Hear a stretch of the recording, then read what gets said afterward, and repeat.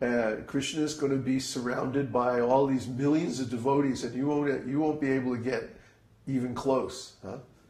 That's a very poverty-stricken vision of the spiritual world, because it's influenced by material conception.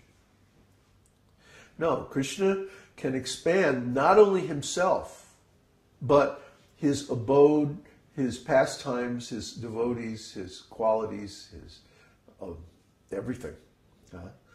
So that everything is arranged in such a way that Krishna and his devotees can have complete freedom of exchange of transcendental pastimes in the spiritual world. That means there is a different spiritual world for each and every devotee. The spiritual world is not an objective phenomenon. It's a subjective phenomenon, and it depends on our particular relationship with Krishna. Everything relating to consciousness is subjective. That's the main problem that materialists have with consciousness, is that it's always subjective. If I'm thinking something or experiencing something in my consciousness, you cannot be directly aware of it. I can tell you, I can disclose it, I can share it with you, but you can't ever guess, and you certainly can't ever see things from my point of view, nor can I see things from your point of view. Because the qualities of consciousness that are intrinsic to it are individuality, personality, identity, and so the personal point of view is always subjective. The point of view of consciousness is always subjective. So our experience of the spiritual world is always subjective. It's not objective. In other words, I can't say, okay, let's both go into meditation and I'll meet you in the spiritual world. It's not a place in the same way that a place in the material world is. You know, I can say, okay, I'll meet you at this certain intersection at 3 o'clock. And then you go there, and then the other person is there.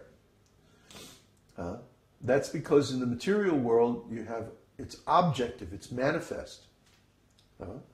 And so you can have a shared experience of a particular space. But in the spiritual world, everything is subjective. You see? That's what people don't understand. This is one of the greatest insights that I got when I actually experienced the spiritual world. That it's not an objective place. There's not just one Krishna and everybody is crowded around him trying to get his attention. No, it's not like that at all.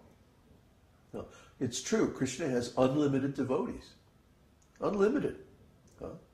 So he manifests unlimited forms and unlimited spaces, unlimited worlds, unlimited experiences for those devotees, so that each one of them can experience the pinnacle of their particular rasa with Krishna. You know, and I don't doubt that there must be sometimes interactions between the different devotees and stuff like that. But somehow Krishna manages the reality, you know, this highly fractal, multidimensional, virtual reality, so that everybody gets enough contact with him, enough direct experience with him to experience the pinnacle of their rasa with him. So this is the spiritual world. And I mean, words fail to describe it.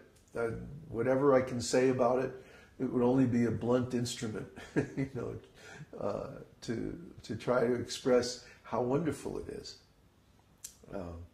So the words that we have, even with these expanded vocabularies and ontology of devotional service, are just inadequate. But they give some direction. Like when you're on the highway and there's a sign that says, you know, New York, that way. Then you can follow the direction and you actually get there. So the scriptures provide some direction. They describe approximately how it is. You go this way. Head towards something that looks like this, and you'll get there. That's the best we can do. That's the most we can help. Otherwise, you have to perform the process, and you have to get the result yourself. We can't just give it to you like, you know, zap, and oh, okay, now I'm self-realized. No, it doesn't work that way. So, do we have any questions?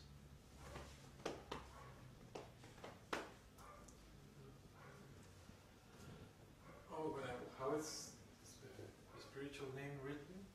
Nava hyphen Yauvana. No diacritics. No.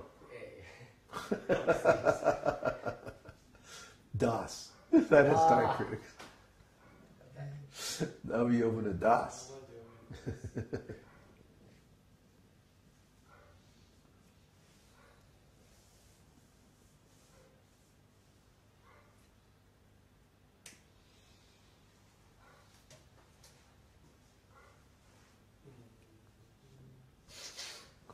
Questions? I have a question. Okay. So Prahlad Maharaj's Śrī Bhava, is that the neutrality or servitorship? Servitorship. What is the difference between neutrality and servitorship? In neutrality, one does not offer any tangible service to the Lord because he considers that the Lord is already complete and doesn't require any service. Some people even try to say that Prahlad is in neutrality. But he offers such nice prayers to Nrsimhadev. Are there any? Huh? I thought you were finished. Go ahead. Yeah, I'm pretty much finished. Are there any? What's an example of a devotee in neutrality? Is there? The sages on the heavenly planets. They simply meditate on the Lord. They don't offer any tangible service. I mean, maybe they do different religious rituals and stuff like that.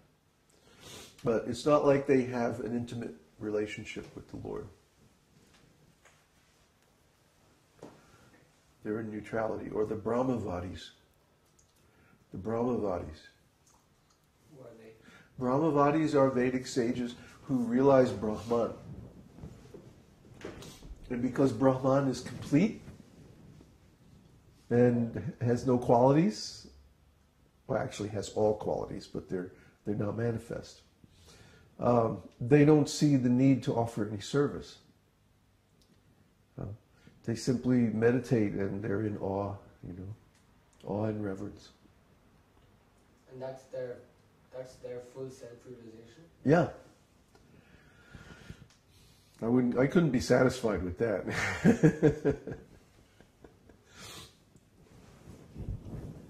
Is a question from Insi. Oh, great. The diameter of an atom ranges from about 0.1 to 0.5 nanometers. In Vedic scriptures, the size of the jiva soul is stated as 10,000 of the tip of hair, which is 0.1 nanometer. Although it is very small, isn't that makes the jiva soul matter or material? Because it has a dimension and size, and the atom is matter and all materials are made of atom. Can transcendental spiritual quality have a dimension at all? No, that's just given for comparison. In other words, the soul is atomic, but it's spiritual. It's not material. And so by saying it's about the dimension of a material atom, what we're basically saying is that the soul is tiny, infinitesimal. The reason that they give a measurement of the soul in the scripture is so that we can understand that we're completely insignificant.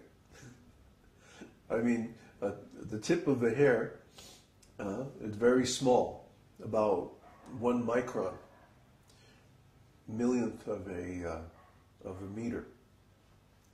So then if we divide that in 100, You have 100 millionth of a meter. And then if you divide that by 100, you have 1/10 billionth of a meter. So that's pretty small. Like she says, about 0.1 nanometers, or even smaller.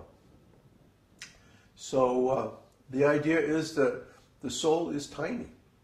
Yet this soul possesses enough energy to operate the body and the mind and everything like that. This is because the soul is the potency, the spiritual potency of the Lord. And spiritual potency is very potent. So like that, it's to give us an appreciation of actually how insignificant we are. It's not meant to be literal, taken as a literal